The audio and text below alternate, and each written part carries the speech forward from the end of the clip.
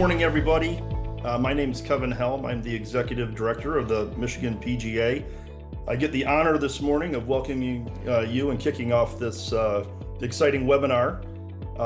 I personally would like to say this is a treat because we're very excited to have Tag Marshall as a new section partner. So I've been familiar with their company and their products for a little while after meeting them at the PGA show. And we're able to recently put a partnership together, and really excited to see more facilities learn about their great product and technology. So that's just a little intro. I do want to also say that I know PDR credits are important for these things. We are going to be sent the list of all the attendees for this webinar, and we will handle posting those and making sure you all get credit for attending the webinar. Even those that are not the Michigan section, we'll make sure to get your name and your attendance verified with your local section. So without further ado, I'm going to hand it over to Bodo to kind of kick off the webinar. Thank you, guys. Yeah, thank you so much, Kevin, and thanks for having us on board the Michigan PGA section. We have been in business a long time in your beautiful state, and I've got lots of multi-year partnerships. The Medalist comes to mind, and quite a few others. So yeah, excited to expand on this, and I'm also excited to have one of your local heroes and experts on board, Adrian Jolliffe. You love that introduction, don't you? How are you this morning, Adrian? Wonderful, Bodo. Thank you. And I caution the word expert and anything that crosses with my name. So it's, as I said earlier, it's all about PDR points. So welcome everybody, and enjoy your points. There we go. Our expert session today, expert again, is 3 ways Cascade Hills uses optimization, tech, and data to improve pace and efficiency, creating memorable play experiences. We're all in the business of creating experiences for our players, right? So we hope that this is educational and that you consider some slightly different or new ways of running your operation with technology. I'm delighted to have Adrian on board. Why don't you give us a quick introduction to Cascade Hills Country Club and also your own journey, how you ended up in that corner of the country? Thank you. Appreciate being here. My name is Adrian Jolliffe. I'm the director of golf for the last 14 years at Cascade Hills. I came kind of out of a little bit of everywhere. I was in North Carolina for a little bit, Florida, South Carolina, New Jersey before I arrived here in 2010. Cascade Hills is a 27-hole facility, primary 18 holes, and then a par 3 across the street, which we call the Park, along with basically a family club amenity, 725 members, 525 golf capacities between social golf and regular golf, junior golf, those types of things. So very fortunate to have been here as long as I have, and the club's always reinvested in itself. Membership is treated not only my team but the entire club very well. So we have a lot of long-standing, long-tenured senior staff that have been here a number of years over, and we've actually started to transition to the next generation. Our new superintendent 5 years ago now, I guess 3 years ago, and he's been here 6. Replaced a superintendent for 30 years, for example. So it's been well run for a long time. So very, very pleased to be a part of it. Yeah, very nice. And thanks for the introduction. And we know that things have been busy at the club as everywhere else, right? So another reason to consider how can we do things better and a bit more smartly. But the club has been around for a while, right? And more than 100 years of pedigree. It's always awesome to see.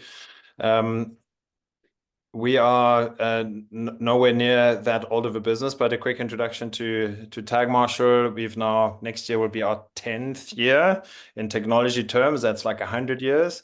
We have tracked 75 million rounds, got 10 billion data points, and we now work with about 600 partners.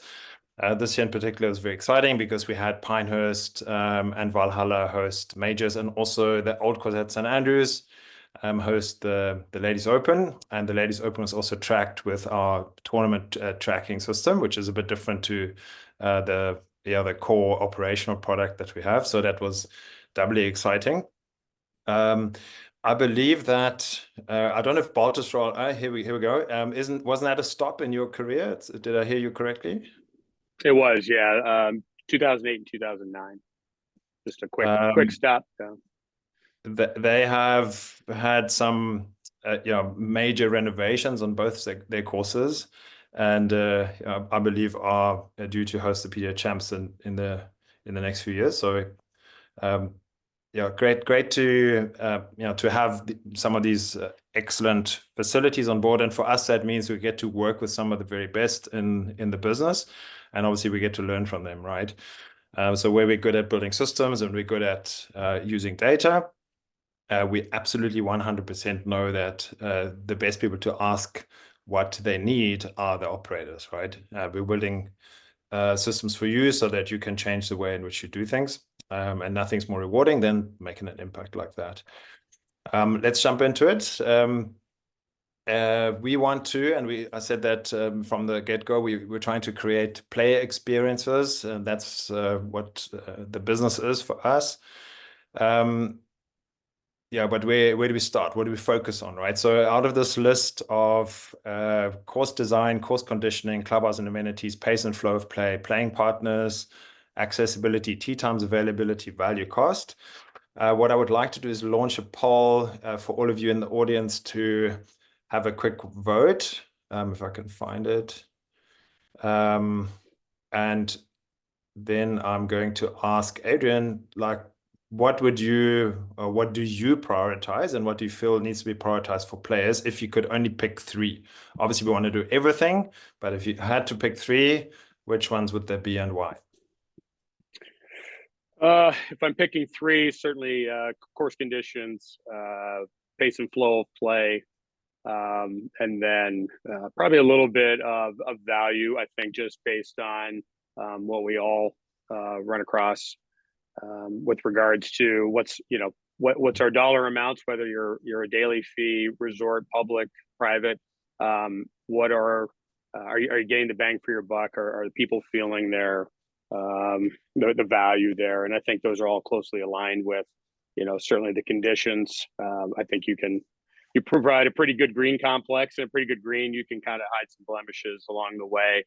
But obviously pace is huge at all levels. I know a lot of places you can go, you can pay a lot of money for a round. Dollars keep going up, and the hardest thing to do is stand out there for 5 or 6 hours after you paid a lot of money. It doesn't leave a great taste in anybody's mouth. Yeah, 100%. And I do think that value, like if you ask the player what's value, right, they're all saying give me great greens, right, and give me a good conditioning, and then make it go, make things flow, right? I don't want to have to wait. That's value, right? So if you get those two things right, you're probably on the money. And I think our audience here is in agreement. There is seemingly a tie between course conditioning, pace and flow, and then number three is accessibility, tee times availability, because from players' perspective, what good is a nicely conditioned course that flows well if I can't get onto it? And that's right. Obviously one of the items that we have seen in recent years. So can we create more capacity is a hot topic, also from a business standpoint. But yeah, just jumping into what the research says here, the USGA has done quite a lot of work as the custodians of the game, and they found that the players are ranking course conditioning as number one experience factor. 82% of players saying that. Playing partners, just from a selfish player perspective, obviously that's important. Who's in my group? If I'm going to spend 4.5 hours, I want those to be good people, and ideally fast players. And then pace and flow of play, 74% of players saying that's a key requirement for them, and that's 3/4 of all players out there, right? On the flip side, and the NGCUA is asking the operators, the course owners, what are the top priorities for you? And again, pace and flow of play came in third at 84% of operators saying that's critical to them, because obviously they know who they're serving, right? And I would argue that and this is actually great news for golf, is that the youngest cohort of players, which is 18 to 36 or 34-year-olds, is now the biggest one in the game, right? And you would know this from your kids potentially, but also from your younger staff. How do they live? Well, everything happens on their phone, and everything is DoorDash, Prime, Uber Eats, Uber Instant, right? Instant. And if your Uber cancels on you, or if your Prime is a day late, the world ends, right? So we're used to this instant lifestyle, and waiting and being patient is not part of it. So pace of play and the attitude towards it, especially with that younger generation, is certainly something that we need to pay attention to. Let me just jump one step ahead here. The USGA across the lake is the University of Wisconsin, and the USGA have teamed up to do another really in-depth study. I think it took 18 months. And they went to a number of golf courses and did a long-term data gather on the course, in the operation, with players, thousands of players, quiz, what have you. And they tried to find out what are the experience factors in a round of golf. They wanted to understand the whole spread from first-time visit to out on the course to post-round to coming back to the course, right? And they found that there's 1,000 touch points, and they all rank somewhere on the scale of delighting a player, being neutral, or frustrating a player. And they even went as far as perfect delighter and perfect frustrator, as an absolute best, absolute worst. And interestingly, the corrective pace of play actions is the overall worst score, the overall worst thing, worst experience for players. The only thing that's just as bad is other people's speed, right? So that's a conundrum, because if me as a player don't want to be spoken to and be told that I'm slow, but everyone else is at fault and I don't want them to be slow, then that's tricky, right? On the flip side, positive ranger etiquette hits the charts at the top. That is the absolute delighter, even higher than conditioning, according to this research. That shows one thing: it's very polar, right? It's a very polar experience, and very often, when it comes to pace and flow, perception becomes reality. And Adrian, in your many years in the business, and also having served at many golf courses, I'm sure you've seen the whole range of this emotional polarity. What are your thoughts on seeing it like this? You're not surprised, I would assume. No, not at all. In fact, I inherited, a team of rangers and starters, and I think when I got here, and I think everybody at some point has had, basically their volunteers or an older crowd that have donated their time or look for some action on the golf course for themselves, and I think they just approached the newer player a little bit differently, juniors, the female players. And it could come off as a little bit, maybe a little bit brash or a little bit argumentative. It was just an approach. And so one of the things we did fairly early on was to sort of have the golf professionals engage versus our starters, and we just kept the starters kind of at the starter shack, so starter hut. So it was a way for us to kind of get away from the red and get up to the green there, where the etiquette was a little bit better and a little bit better managed in that regard. And fast forward, applying tag marshal now allowed us to kind of hit that person that might be considered the delayer or falling behind a little bit quicker, more specifically than, kind of, I think we've all spent a lot of time doing laps around the golf course, trying to sort of sense where somebody is holding up the show. And it just cut down the amount of time. You're not just wasting time circling around. So, but yeah, absolutely. The difference in those two situations is immense. Yeah, you're touching on, obviously technology is helpful, at where the legacy way of doing it is lots of eyeballs, lots of timeout, right? And then it's very often the players think it's opinion, right? It's your opinion that I'm slow. Well, I'm not. I don't think that I'm slow. And being slow is, for a golfer is akin to being called, your IQ is low, right? So players will always defend themselves. And opinion, is tricky if you're in a service role. Not easy. So the traditional marshal would then try and be an authority figure and push people along. And obviously players do not respond well to that because they're here to have a good experience. Now there's better ways to do this, and you started this with our technology, and it's just the positioning. So one of the tricks that we've learned is that instead of having the team say, hey, you're slow, please get on with it, or you're slow, get on with it in a pushy way, just rather assist them and say, hey, you're a bit out of position, help me get back in position, right? Because being out of position is temporary. It's something that they can compute, whereas being slow is like a judge of character, right? Can't have that. So that's one of the things to just position this slightly differently. But the best way to do it, obviously, is have real information, real data, and that's what we want to talk about in this next section, live and proactive pace management.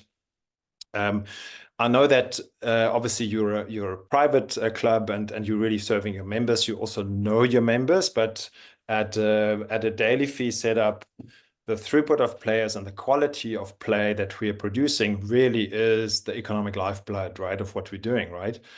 So doing that as best as we can is always good for business. And at your club, it is good for business. Soon it's good for the culture.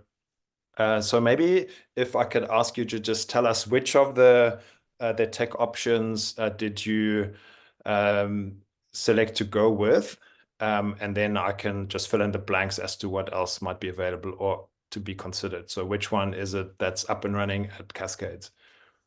So we installed the tracking tag on 70 of our whole fleet, 70 carts, and then we brought in another 30 of for the caddy tracking tag that we can pop in golf bags. We have a fairly high walker rate, push cart rate. Probably about 35% of our rounds are on foot in some capacity, so we can slide those in bags, one bag per group, basically, so we kind of know where they are on the golf course.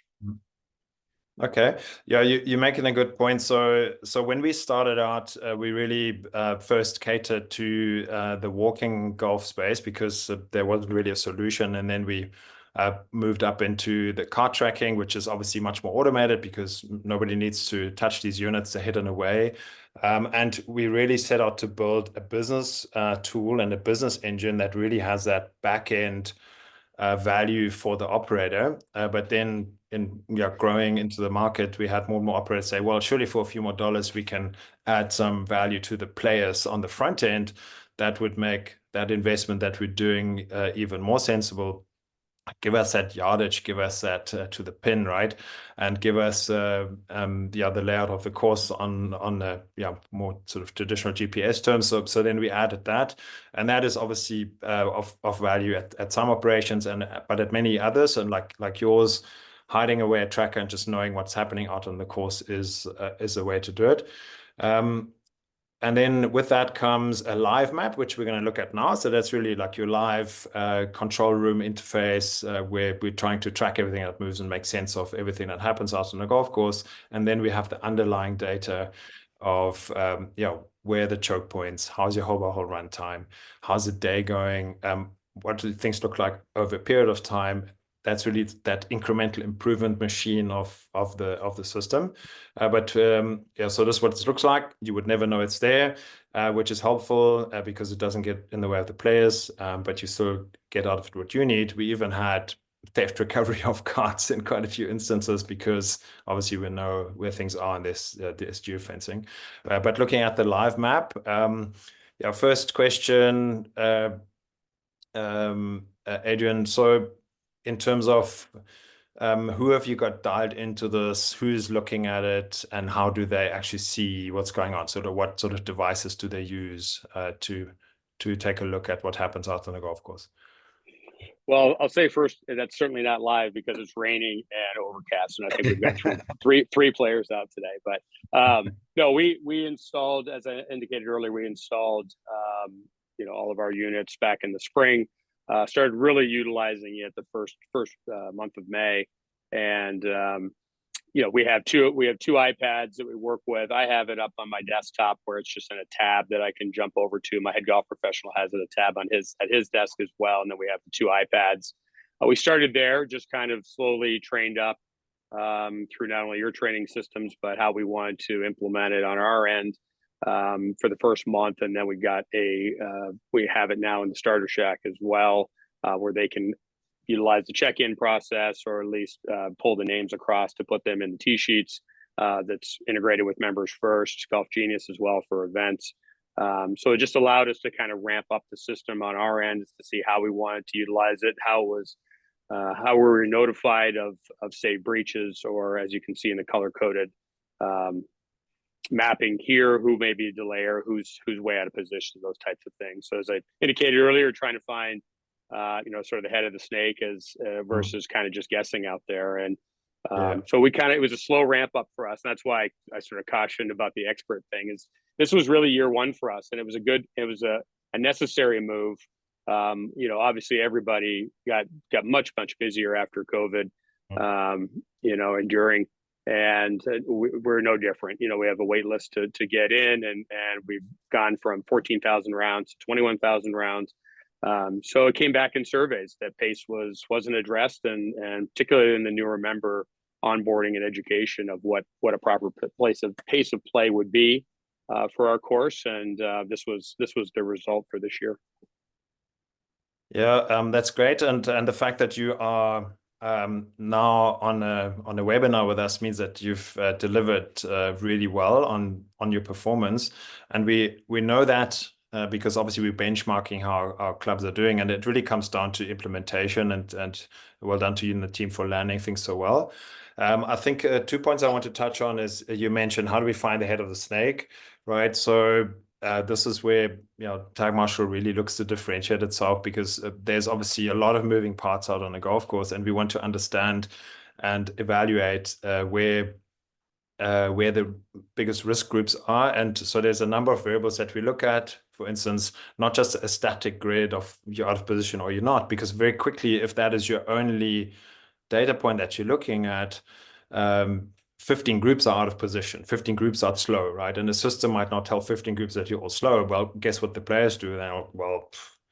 I'll ignore this, right? Doesn't mean anything to me. So we want to be quite a bit more accurate around this. So some of the things we look at is a group falling out of position? Yes, no. Obviously, we know that. Is their gap time increasing to the group in front of them? And also, are they starting to impact groups behind them? So the head of the snake idea really is one where we're looking at a delayer versus delayed differentiation. And you can see that here in the color purple versus orange. Orange is delayed, that's the delaying group. And down here, you can also see that as sort of a linear display of what that looks like. Because obviously, as the course winds in on each other, the distance between groups is not the best data set to look at. That is why it's so difficult to actually gauge that when you're just using your eyes out on the golf course. What you really want is to get an understanding of what is the time gap between groups, and then obviously we're also looking at, is this group causing damage early in the round or late in the round? Somebody's 5 minutes out of position on hole 18, they're not going to do much more damage. If they're 5 minutes out of position on hole 2, that's a big problem, right? And you need to know that immediately. So we have colors and we have sizes to tell you. The other point that is very important is the integration. You mentioned Members First. Obviously, we've got many others, but how is it helpful to you to have those player names pulled through, and also get a understanding of who's who out there when you simply also go and approach them? Yeah, it's certainly, well, right away it starts profiling, creating profiles for each of your players, or each of the groups at least. You start to certainly see some common denominators on. I think we all sort of know maybe who our slow players are. Unless you're at a daily fee, then you're probably may have a bunch of them that you're having to keep an eye on throughout the day. But I think we always tend to know, but it's nice to have the data to sort of prove it. It allows us to see on the tee sheet when they're coming and how to keep an eye on that. But it's given us a full year to pull data on how groups are playing and who those players are. And again, that was the biggest thing for us when we implemented it, was that people are very sensitive about being called the slow player, as you touched on earlier. Now you have a little bit of data to point to and say, listen, we're not out here just making it up to give you a hard time. It's just, we're just trying to keep everybody moving for not only your experience, but everybody around you. So that's probably the biggest, way we implemented that in the system with members first. It just dragged a lot of that info over and started creating player profiles for us to keep an eye out on. That's great to hear. And just as a general attitude towards that, for us, it's always APIs and can we share data with other systems that are in play, right? And you mentioned Golf Genius and Golf Weather, for instance, is another data source for us that we look to make available through the platform. Yeah, so we can then see the player names. We can see when did they start, where you might have a 2T start, what's their gap time to the group ahead, and really just all this critical information is there at a glance. Much easier to make decisions, also much easier to have a chat to a group and say, hey guys, you're 6 minutes out of position, help me get back in position. That there's no guessing, there's no opinion, it's just data. And we all love a level playing field, right? And data helps also with efficiencies, which we all need to try and look at how can we work smarter, because labor costs keep rising, right? And we can't find people. It's 4% unemployment rate. Where do we find people? So we want to empower our people so that we can get the best out of them. They can be successful. Yeah, one thing to look at here, you have obviously your the core part of your golf course, 18 holes, and then you added an addition. So having the 27-hole functionality is something obviously that the system can handle. You can play various nines as singles or in sequence. Yeah, and you're crossing a road for this, I'm seeing here, right? So how is it helpful for you to have this sort of full line of sight of the whole operation? And give us maybe an example or two when that comes in handy for you. Well, I think the most obvious portion of that is across the street. You have to kind of go into a road tunnel there to come in on that side of the property. And where we check in for golf on the first and 10th tee is in the opposite direction of the first tee of the park. So we'll have members that just pop in, grab a cart, and just head to the park without ever checking in. So this allowed us to have another set of eyes on that nine, that there are carts down there that we can check on to make sure that they've checked in. A bit of a revenue saver, honestly, too. I mean, some people just grab a cart and, that'll be their 9 holes, and they'll never have checked in, and we will never have billed them for it. So from that end, it was useful for sure. But moreover, just to have a sense of who was over there, and allowed our team to go over, check on them periodically, letting them know that we knew they were there. And but because it's that sort of out of sight, out of mind 9, it doesn't get a ton of play. It's a lot more of a just sort of practice and kind of hit it around. But we'll see a group of juniors go across the street, and we'll want to just know that they're there. So it was just highly valuable in that regard, just to see that indicator pop up that there's a cart over there, and allows us to check in with the starter. Did they check in? Yes or no, and then go from there. Yeah, no, that's I can see the value, and sort of this traditional line of sight that requires a lot of legs out there, right, and a lot of charged walkie-talkies. We actually got a question in here that I think is worth just giving a second of attention to. Does the start time get triggered? Tee sheet or actual time they tee off? How is it handled when a group goes off early or goes off late? So that's a great question, because obviously the tee sheet is what we are trying to adhere to, and I think this is something that it's also important to really make sure that your starters understand that they need to respect those intervals from the get-go.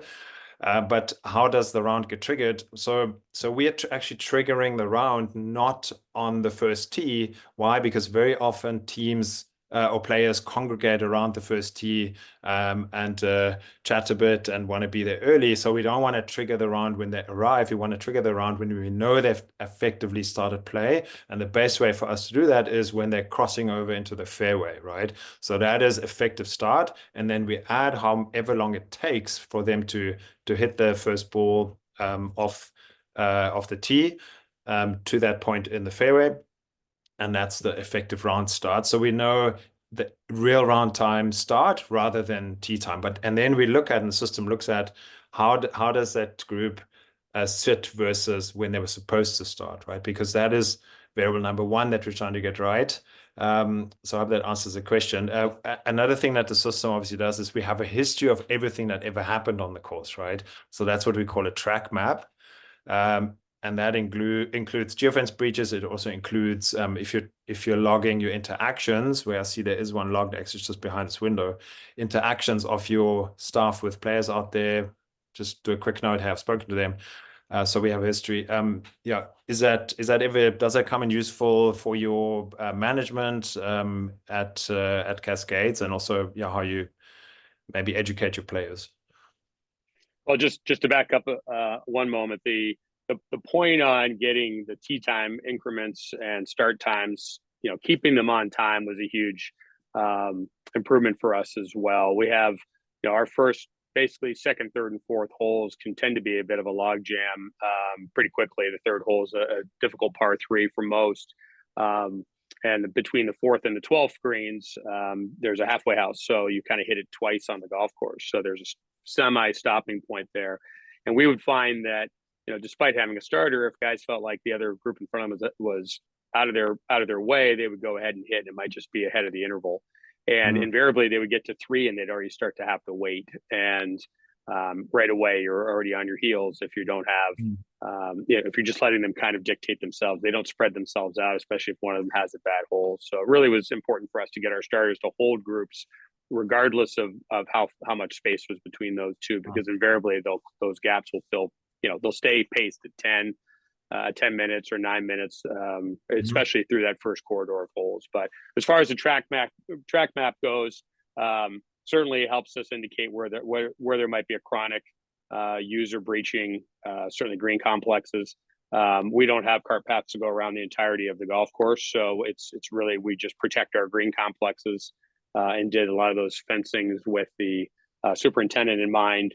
Our members tend to know how to drive near the greens, but there's always somebody that pushes the envelope, and we at least have a track map to sort of hold them accountable for that. And also, if you've got any issues, after hours, or that somebody's taken a particular cart, you might be able to pin down where that person went and how, and if any damage was done to the cart, we can hold that as a hold them accountable when we have that track map to show as well. So. Yeah, that's a great point. And in fact, here the geofence breaches show up, obviously, when, and then you have the player names. We've blacked them out here. We don't want to point fingers, but just to say, this group came in at 3:59:19, just under 4 hours. Nicely done to them. You mentioned the geofences. So the way that we do this is we've got templates that you can set up yourself, and very often there might be a bad weather template, there might be cart path only template, and then you can just turn them on and off, or you can set them to be on and off at certain times. There might be a protect the entire course at night template, because we don't want any carts to move, because if they move, something's up. Like I mentioned, theft protection earlier, that's when this comes in handy. And also you can set your alerts to certain priorities. So that's something that the superintendents generally want to dial into, because obviously they're in charge of providing that conditioning that we all love to have. And another tool that's often helpful to them, also especially when it comes to checking, is the geofence working, is our signage working, are players behaving in a way that we think they are, is to look at the heat map. So that is showing where do the carts go, where don't they go, and also where do they stop a lot, right? So that really shows these compaction risk areas. Is that something that your superintendent, I know it's season one and sort of dialing in, is that something that they're aware of at this point? Yeah, he's certainly aware of it. I can't speak to how much he utilized or didn't, but I think it's just, again, useful data to kind of get an idea as to, maybe where there's some traffic patterns that he wasn't anticipating, and like you said, could certainly reroute and move along as well. So, and I will touch on just one of the interesting parts of the way Tag Marshal works with the alarm system is that you can certainly indicate through this, through a beep that, the cart's in the position shouldn't be, but you can also keep those on pretty much silent. Sort of depends on how specific you want that area to be, but it'll alert to our desktop or the iPad that somebody has breached somewhere without necessarily alerting them, because that can be a bit shocking. But Moreover, a lot of these systems will sort of stop the cart. You have to kind of back out, where that can be a bit dangerous, particularly in an emergency situation where if you're trying to get to, and you're going cross country to try to get to a situation, a cart could conceivably stop and make you back around. This, you're just kind of blowing through beeps, or you're just getting notifications coming, through. But if you're trying to get to a place, there's no resistance to getting there. Yeah, that's a good point. And yeah, thanks for jumping back onto that. I have another question here that's come through. Does the system apply to existing carts no matter the brand? If so, how are they applied and fencing applied? So the answer is yes. So we have lots of installs in Club Car Yamaha, also Easy Goes. It doesn't really matter, and that pertains to both the classic install unit that's running at Cascades, that's hidden away, but also the screens. So we have kits to go into each, and the geofencing is something that gets set up, right? So our team maps the course. So we use satellite imagery, and if there was a recent renovation, we get those CADs, and then we get that as accurate as possible, and then the geofences get drawn and set up. And sometimes, because we have to remember that it's actually a marvel of technology, that we are talking to satellites that are triangulating. They're hundreds of miles up in the air, and they're thousands, in fact, and they're triangulating a position down to like 2 or 3 yards, right, at any moment. So obviously, sometimes there's erroneous location fixes, and the system filters those out. But it's something that needs to be dialed in a little bit over time. But once it's up and running, you can just turn it on and off as needed. We're talking about data, and how do we understand our business better? How do we how do we understand our course and also our members better using data? So here's one of those core system functions that we call our analytics hub, and it shows any given day, right? So in this day, you can see all the tee times starting at 7:57, going right through to very late in the day. That was an ambitious start time here at 7 p.m. Somebody playing a couple of twilight holes. But yeah, you can also tune that into a week or a month or any sort of period that you want to look at, and then we're judging the day's performance, right? As part of that is also the whole run times and just the pace distribution, how many of the groups are on pace versus slow. And well done to you and the team for bringing this fairly busy day in at 3:45 versus your 4:05 goal time, and 80% of your runs are on pace. Tell us a little bit how you use that, and how it's useful to your management, and maybe also reporting to committees and so on. Yeah, so the 405 was set up basically pretty simplistically. We have 3 par 5s, which we counted for 15 minutes per hole there, and then every other hole, par 3s included, we just accounted for 13 minutes. As I indicated earlier, our halfway house is in 2 spots, so we threw an extra 5 in there. So it's kind of just was starting as a clean number to get try to really pin down some data and try to find out where our laggards happen, and make a tweak for 2025. And I would say that generally speaking, the data came back very surprising. It was great to get in front of our golf committee, since that was such a hot button topic from our surveys, that it was impacting the experience. It was impacting their value of utilizing the golf course. And you can see just this was probably, I'm always leery of looking at averages sometimes, because obviously you have your highs and lows that are maybe offsetting that. I've got guys that go out at 7 a.m. every day during the summer, and they're flying around in 2.5, which can skew a little bit of the data. But where I thought this was very useful was in the hole by hole averages and the wait times. There's some data there that on the wait times per tee that you can utilize as well. That how much are they waiting around? And as I indicated earlier, our second, third, and fourth holes can be a bit of a challenge. And even though we're allotting 13 minutes for hole number 3, which is the par 3, and they're clearing it at under 10, it's a harder hole that, generally speaking, can play tougher. But those are areas we'll be able to tighten down going to 2025. And I think our goal from the golf committee will back that down to 355 as the goal for us to start with. And even though we're at 345, I think we want another year of data. We'll include more events in that as well. But it was a great starting point for us. And, I'm excited about for our year end report out to the membership that we'll be able to point to that, because we all have players, regulars and members that do play quickly, and they'll be the first to tell you it's playing slow, and you point to your watch and you're like, well, you played the first 4 holes in 35 minutes, like it, because that can't play much faster probably. So having some of that data for both sides, that they understand that we've made strides in this area this year, with the goal to keep getting it a little bit tighter, without impacting the experience that they're out there playing polo or something. So it always helps when you come back from these types of survey events and you can kind of point to where that improvement is, and that you're listening at the end of the day, that we were listening to what our members were looking for, and we're able to deliver on that.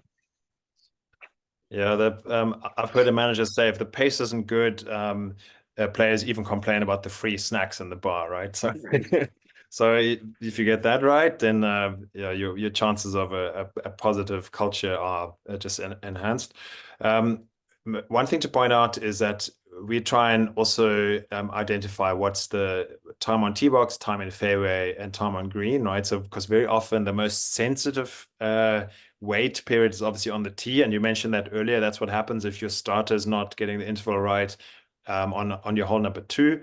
And that's obviously something that we're trying to understand. And I mentioned that the back-end data really is what we call an incremental improvement machine, right? So we're looking at how do we improve? Where can we shave off 2 minutes, 3 minutes, 1 minute? Where can we shave off and improve some of our processes just incrementally? Because over time, it has a huge impact on what happens, especially if the processes are turned into habits, and that's just how we do things at the operation.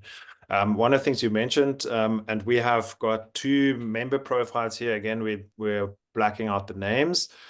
So this player has played 61 games, the majority of them 18 holes, and they were on pace 58 times, right? So that's a player that you want to have your early rounds in the day, versus this player played 18 rounds, and they were the delay 5 times.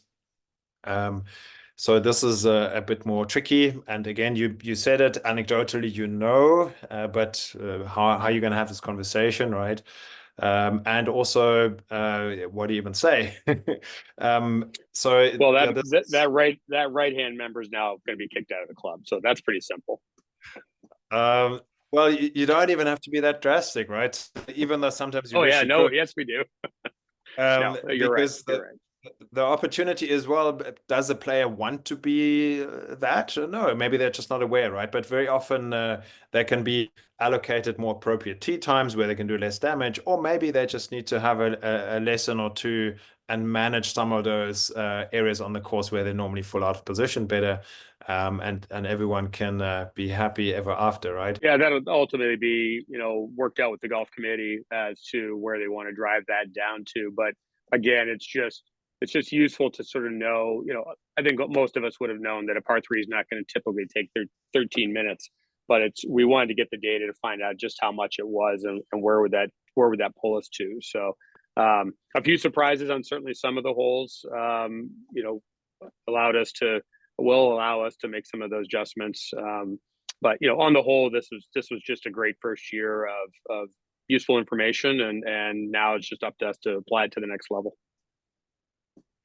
Many of our partners in year 2, they start dialing into what we looking at those earlier segments of the day. Where here at Cascades, you can clearly see that 7 to 8 a.m. plays super quick in 3 hours 20, and then the next time segments in 3 hours 40, right? So here's opportunities to really tighten the management of the course. So how we do that is we apply variable goal times. So you would say we want the first hour to be managed to 3:30, right? Why? Because we can then start tightening the intervals in that period, because the players are going 40 minutes faster than normal. So they're clearing the tee area much faster, and by reducing the interval by 1 minute, we can normally free up 1 or 2 tee times in that period, and that's obviously critically exciting for adding more capacity, right? And it's really possible once you're dialing into the data. So I'd encourage you exploring that. And the nice thing is that you can just test it out and see how it runs, and do more of what works and less of what doesn't, right? So that's the beauty of measuring and tracking. Looking at the end of season report that you've worked on with Cole, is our customer success agent. What are some of the things that you're looking forward to exploring into the new year? I think we have league nights on Tuesdays and Thursdays. Certainly, we saw some impacted times there, which, granted, that's more tournament things. But when you're piling out, we have 230 guys in league, and while they don't all play every week, it's a full house from about noon on. So obviously, pace of play is huge there. So pulling a lot of the data from that and trying to tighten that down a little bit, having them understand. Educating obviously the importance of that.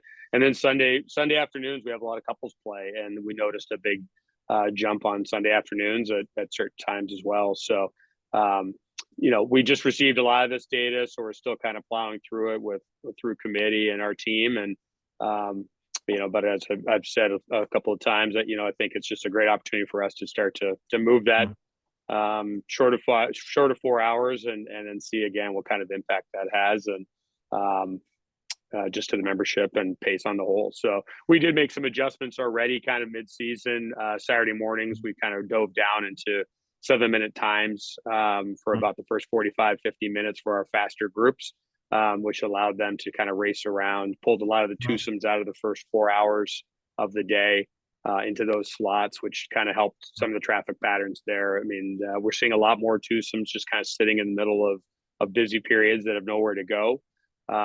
And while we try to tell them, hey, you're going to be stuck out there, we tried to give them an opportunity to move into some slots that were really geared towards playing quickly. Yeah, I think, and again, because obviously we have some of our attendees are managing daily fee courses. There's one not too far from you. It's called Fieldstone, and they're using that exact strategy to actually make their dynamic pricing model fly, right? Because dynamic pricing means, great, high demand rounds, we're pricing them at double. But if we don't get the experience right, those players are also twice as angry, right?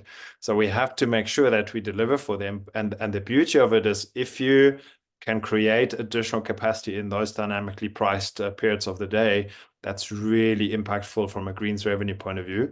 And if you deliver on the value around it, that's when people are very happy to pay the extra dollars. And you've created more capacity in that high value part of the day. So you're doing it to the benefit of your members, but a daily fee course, it's straight bottom line, right? Sure. Great to hear that you looking to dig into this. And one thing that you mentioned is, obviously, if you have a big event, you may also then need to say, well, what is an appropriate goal time for us that we can set the system to, and the system allows for that. Say, okay, this is a big tournament event, say shotgun goal time, and that might be at 4:10, right? And then you control that, and then you start working it down, right? So it's all what's appropriate, because on some days it's just not possible to play to the 3:45 that you're getting on your averages. Just one last data point. There's always a high risk of there being lots of data when I'm in charge of any sort of presentation. Sorry, that's a professional hazard, and also due to me being a German, that's how I understand the world.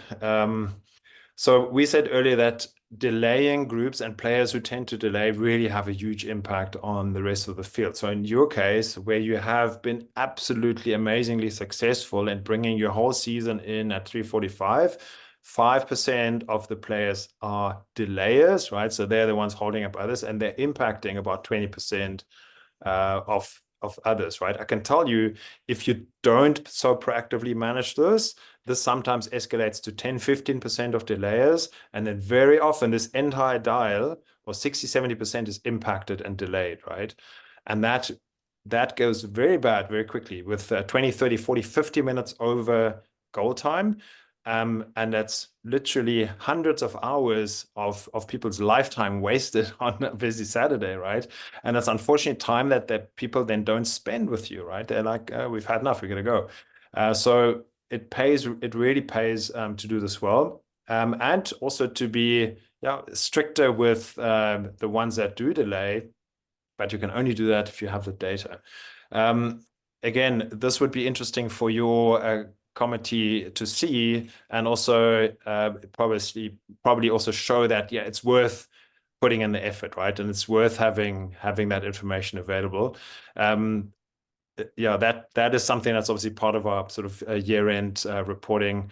What you could do is you could literally list out who are those delayers on our membership, and then look at who are the worst offenders, and keep it on file for later. How do you anticipate using this sort of information? I'll probably post that list in the locker room and make them I think one of the things that it really did help at also at golf committee was just being able to apply some level of accountability down to that member that may be a chronic offender and delayer in this case. So they created just sort of a 3-strike system, and it sort of starts with our team first, and recognizing, recording those moments, and then it escalates a little bit from there, and it's really just to keep the member on in the know that we're keeping an eye out there. It was sort of the big brother is watching thing, and the membership really embraced it this year, on the whole. So I again, remains sort of to be seen, but those are the steps we've sort of taken so far, and then Sure. See how it applies going forward. Sure. Well, it's a greater good way of managing, right? And I think like if the majority of your members would be very happy with it. And here's a good question actually to that point. How do you determine, is it one player that is slow? Does it review all the data and figure out one person in slow foursomes? Or is it the whole foursome that's slow? Well, a foursome's obviously only as fast as the slowest player. But what happens over time with that player profiles is that you can very quickly see if this player is paired with certain other players, they're still delayers, right? Or if this player is paired with one particular player, that's when things delay, right? So that filters through and rises to the top, or drops to the bottom rather. We have obviously done research. Is it viable tracking every single just to see the difference? But like on a whole, it doesn't make a difference because the group is only as fast as the slowest member. And what we hear very often is that informed intervention, right? And a play system comes with a tablet and says, "Hey guys, you're a bit out of position." The players in the foursome that know that they can play more quickly are actually relieved, right? And saying, "Yes, thank you. Now we can speed things up," because obviously they're too kind to point out their slope to their slow poke that it's time to pick up the ball. But yeah, so that's very helpful to know. Last question, and maybe then there's a minute or two for questions from the crowd. We have answered a few, and you insinuated that it's been positive. A wonderful clubhouse, by the way. But Thank you. Does that also date back to the 1920s? I wanted to ask you. That one is late 30s, so probably like any 100-year-old club. Our original clubhouse burnt down. And that was the rebuild in the late 30s. So that was nice. That was the front part. The back right side there that you can't see was actually added on in 2001. Got you. But a lot of the still original design there for sure. Very cool. So the member responses to the tech, as we know, it's mostly hidden, right? But they are the beneficiaries of all the work that you put in. What's been the response? Because one of the questions that we often get asked, what if my members are saying we don't want to be tracked? And what if they don't like that Big Brother is watching concept?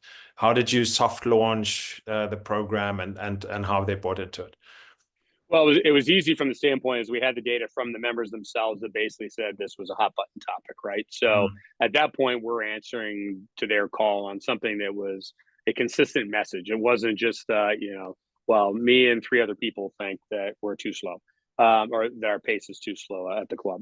There was enough evidence there, or at least enough commentary about it, that allowed us to approach Tag Marshall and implement the system. We're a club car club, and we had looked at, I think it's Visage is their system, and the club just really didn't want, or the board didn't really want monitors in the carts. Some of those systems will also alert you that you're off pace, but you don't really know if it's you that's off pace, or if it's a group in front of you or the group in front of them. And that sends a bit of the wrong signal, in my opinion, as well, that you're telling multiple people that they're off pace when nobody really knows what the cause is. So it was sort of an out of sight, out of mind. Once we sort of launched it, we just said, listen, we're tracking data. We want to know that we can point to an improvement for you. We really tried to make it a positive sort of spin. The first few weeks, most didn't even really, once we talked about it and said, this is what we're doing, nobody sees anything, so they don't really react to it. Probably the hardest part for us was just getting the units in and out of the bags consistently, and from when they're starting and when they're finishing for the groups that were walking. So, but on the whole, it was very well received. And again, I'm excited about getting, some supporting data for them out before year end, and showing, the strides that the club as a whole made. And I think everybody wanted to jump on board. And again, it still comes down to education. We onboarded so many people from 2020 till through 2024. So many new golfers that just didn't really have a clear understanding. And some of that's on us from our education and onboarding processes. But this was a great way to, really achieve a goal quickly. And again, have the data support. Yeah, great. And I could just imagine also if a member or prospective member makes a decision to apply, if you can tell them, hey, look, this is how we play here, right? And this season we came through at 345. They're like, great, put me on the list. I want to play at this club. And also, especially like I said, especially younger members who we all want to accommodate, they're a bit more timing sensitive. It's just sends a good signal that you have got high competency around this. Beautiful Rainbow, and this is on the hour. I promise to keep us on pace. Maybe some of the people that make up our teams. It's Ashley Bryant of Ladies PGA Pro. She looks after the Michigan area. Joey Walters, I know he's been up at your club. Mr. White Glove. He's out and partners are looked after. And then we have, like I said, a customer success team. Many of them are former PGA pros, also some of them former system users. They know what it's like to wear your hat, and sometimes have your hair on fire. So it's good to get their perspective into how do you get the most out of the tech. And then here's David Hamilton, who's out of Augusta, our VP of Business Development. Joey's in Atlanta. That's where our offices are. Are there any other questions while we have it? Kevin, are you still with us? Did we lose you? I had to turn your camera off. I think we may have lost Kevin, but that's okay. So thank you so much. I don't see any other questions. Do you utilize Track and do member events? Yes, you do. You answered that, but maybe there's a consideration for a different goal time. We haven't quite fully determined how we're going to track for that, but that would be again 2025. We've done it for some league stuff, not really any of the majors. Those would be goals for next year. So Adrian, thank you so much for your time, and thank you, Bodo. We look forward to, if you're coming down to the PGA show, please come and look us up. We'd love to grab a meal with you, and or a drink. And to all of you who stayed on, which I see is virtually everyone, we'll get in touch with you regarding PDR credits. And thanks for the good work that you do in growing the game in Michigan and the surrounding areas. This has been really fun. Great to have an expert of note, future expert, on board, and look forward to seeing how you continue to improve and dial in those variables that make a difference over time. It's been amazing. Thank you, and thanks everyone, and have a good rest of the year and season. Hopefully there's a few more nice days. Bye bye.